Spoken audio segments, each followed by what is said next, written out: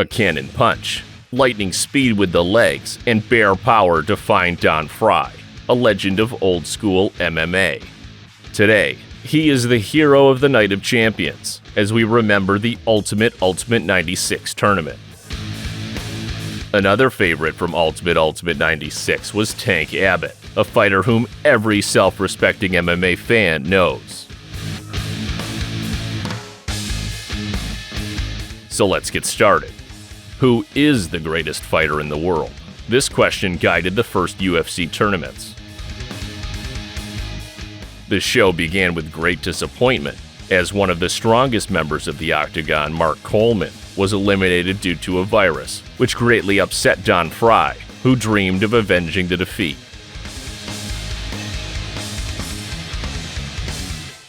Fishhooks, bites, and punches to the eyeballs were banned in this tournament. The ever-present John McCarthy was keeping order. It was an incredible atmosphere, with fans eagerly awaiting the fights. Up first is Ken Shamrock's fight with the tough Brian Johnston. Behind the scenes, this fight was actually not first, but was the fourth fight, as UFC manipulated the records to ensure that in the semifinals, Tank Abbott, after 2 fights, clashed with Ken Shamrock following only 1. Tank arranged a showdown, but no justice was done. Understandably, Johnston, the winner of the Golden Gloves tournament, wanted to fight in a standing position, knowing Shamrock's raised chin was a good target. But Shamrock had good takedowns and at the right moment caught a low kick and moved to the ground. After that, Brian's wheels fell off. Repeated blows hit Johnston's head, which worried management as Shamrock was easily injured and had withdrawn from previous tournaments many times before.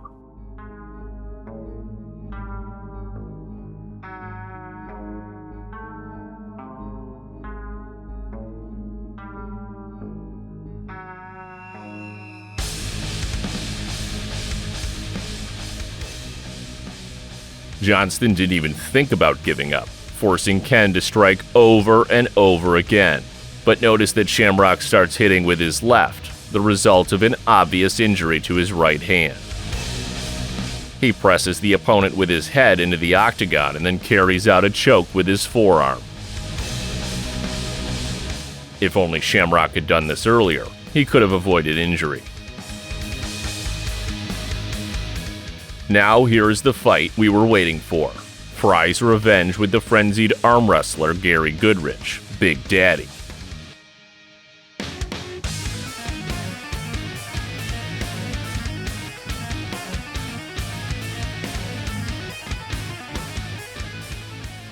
Goodrich was a very tough competitor, and the fans are on the edges of their seats. Goodrich intends to get even with Frye for his defeat at UFC 8. Frye is, as always, charged up.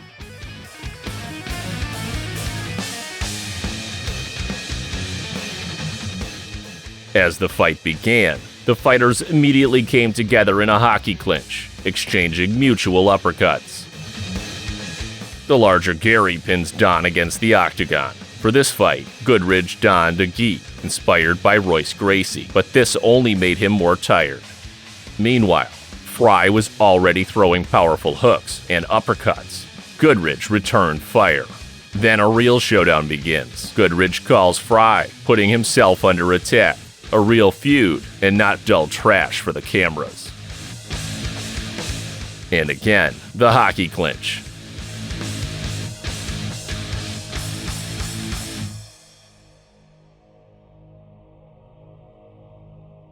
Frye is clearly stronger as he throws another blow. Goodrich is tired. You can see that he is uncomfortable with the gi.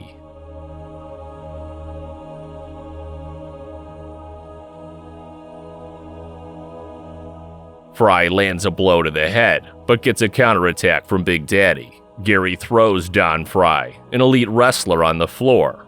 Gary uses dirty tricks, but to no avail. Frye tries to enter the armbar, and the second attempt to enter an armbar from Frye failed, but he managed to throw off the opponent. Goodridge surrenders, but we cannot rush to condemn him, as he later admitted that because of the gi, his heart almost stopped. He simply could not move. For the second time, Don Frye defeats Big Daddy, but neither were easy victories.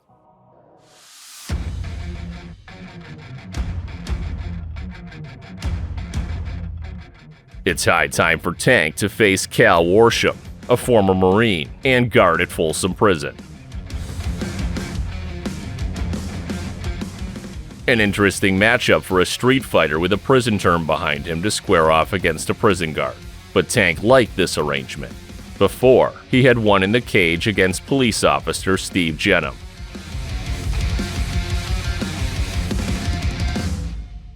Cal immediately throws a right cross. He is not afraid of Abbott, but Tank squeezes him at the perimeter. And here is the most famous moment of old school MMA. Before the fight, Tank expressed the desire to be the first to throw a person out of the cage, but Worsham managed to catch his foot, throwing many blows to the head of Tank. Tank aggressively works on the ground. Cal uses dirty tricks, but claimed that it was Tank who pressed his eyes. In the end, Worsham surrenders, and while Tank takes a lap, Cal rushes to a fight that's already been stopped. With Big John McCarthy, such tricks don't work. Cal said that Tank pressed on his eyes and even reached into his mouth with his fingers, with McCarthy covering for him. But that's just nonsense. John was in conflict with Tank. It would not shield him. Tank himself would much rather have beat Cal to death.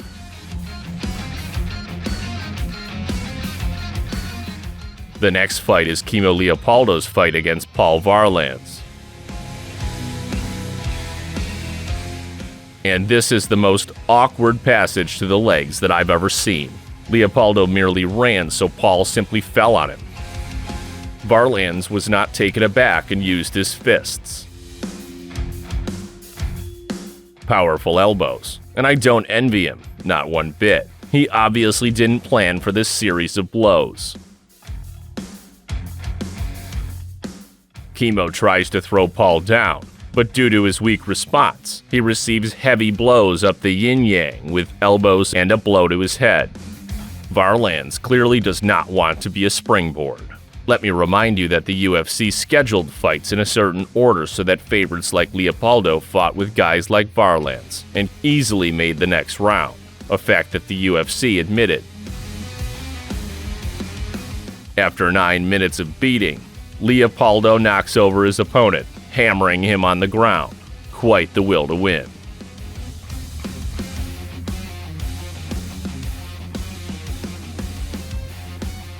Unfortunate, but predictable. Shamrock broke his arm and withdrew from the fight against Tank, who had bad blood with Shamrock and had long wanted to settle scores. Ken was replaced by a tough guy, Steve Nelmark. The fight begins, and Nelmark clearly has no response for Tank. Hard punches to the body and a powerful throw, a beautiful display of early MMA.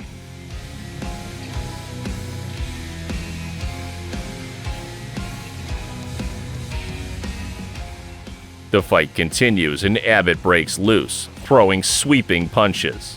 Tank hits with a left uppercut and Nelmark is shocked. Abbott throws a deadly right hook that knocks Steve out of his shoes. Tank makes history at UFC with one of the most famous knockouts in MMA history. And now the semifinal bout between Don Frye and substitute Mark Hall.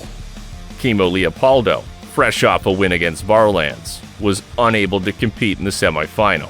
As Varlands himself said, he had partially spoiled UFC's planned draw. This was Hall's third fight with Frye in 1996 alone. The first fight was a 10-minute one-sided beating from Frye. The second fight, half the length, was the same result. Without any problems, Frye throws Hall and does a submission move to his leg. Hall's face exudes pain. In his book, McCarthy expressed surprise at such a quick submission by Hall, although everyone knowledgeable about this painful submission maneuver certainly appreciates the pain that Hall was experiencing. McCarthy also wrote that Hall and Frye subsequently worked with the same manager, which evinced that this short meeting was negotiated. But was it necessary for a beast like Frye to buy a fight with a fighter like Hall? You decide for yourself. And finally, the mega fight of Tank versus the Predator. Abbott was extremely intent on victory, eager to finally earn his first UFC title. But Frye was no pushover. The fight has begun. With an accurate jab, Tank knocks down the former pro boxer, and after that, a real old-school fight begins. An open exchange of blows, and Tank clearly beats Frye, taking aim, but careful not to lose his head.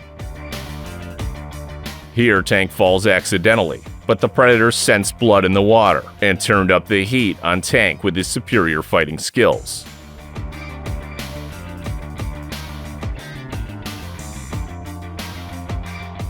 Tank loses by rear naked choke for the second time in the final of a tournament. Abbott was incredibly disappointed, but Don Frye did not escape unfazed, with his face resembling a blood mask inflicted by Tank. Tank clearly did not intend to stay in the octagon for long. This was the evening of the Ultimate 96 Championship and the legendary confrontation between Tank Abbott and the Predator Don Frye. If you want me to make a detailed review of these two guys' careers, please leave your comments, press the like button, and subscribe to the channel. See you next time. Take care.